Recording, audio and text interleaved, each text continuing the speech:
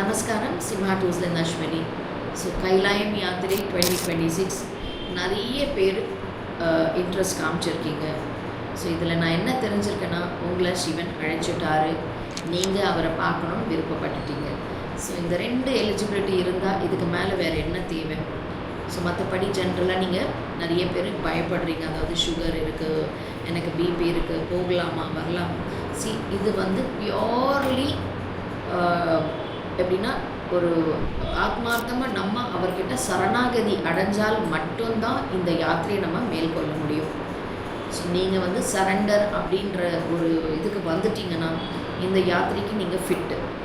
So எல்லா விதமான இடையூறுகள் வந்தாலும் அதை தகர்த்துட்டு நம்மளை அவர் கண்டிப்பாக அழகாக கூட்டிகிட்டு போய் நல்லபடியாக தரிசனம் காமிச்சு நம்மளை வழி அனுப்புவார். அந்த மாதிரி தான் இதுவரையிலும் இத்தனை வருஷமாக நம்மளும் எத்தனையோ ஏஜ் குரூப்ஸ், குழந்தைங்கள்லேருந்து பெரியவங்க வரைக்கும் மேக்ஸ் டு மேக்ஸ் ஏஜஸ் இருக்கிறவங்களையும் நம்ம வந்து அழைச்சிட்டு போயிட்டு வந்திருக்கோம். ஸோ